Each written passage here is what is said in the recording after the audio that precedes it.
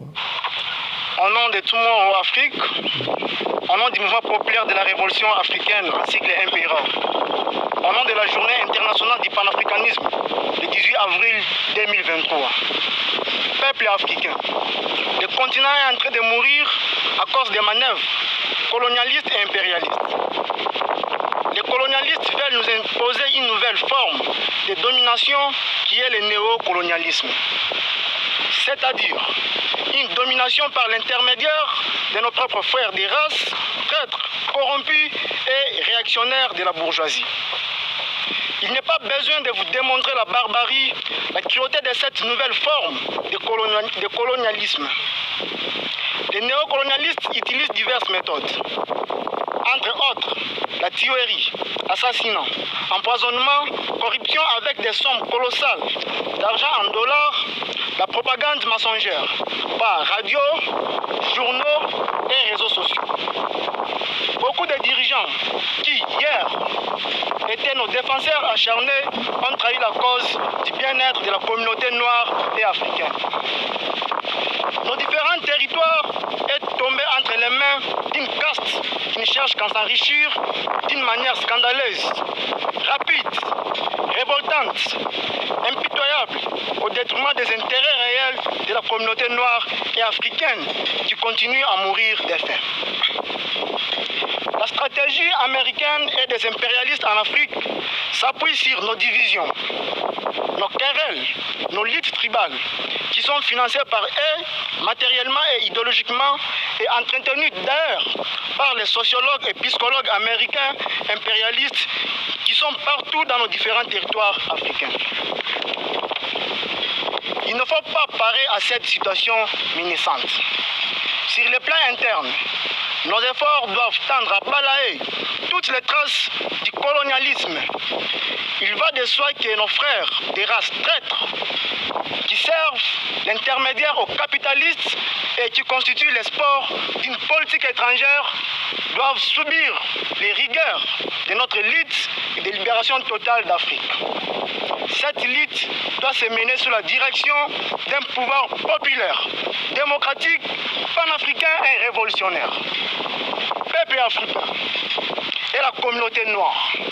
Si nous n'abordons pas les problèmes en Afrique avec un front commun et un objectif commun, nous marchanderons et nous disputerons entre nous jusqu'à ce que nous soyons à nouveau colonisés. Et nous devenions les victimes d'un colonialisme bien plus grand que nous souffrons jusqu'à présent.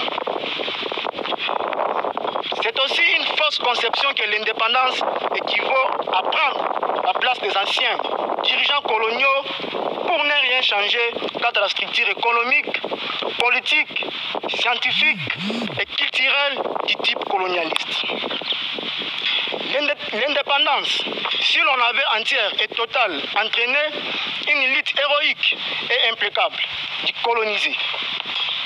Parce que sa réalisation implique un changement radical.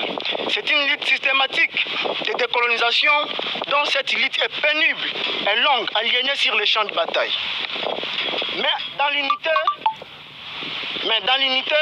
nous pouvons l'achever comme prédit par l'un de nos prédécesseurs, je cite Mohamed Kadhafi.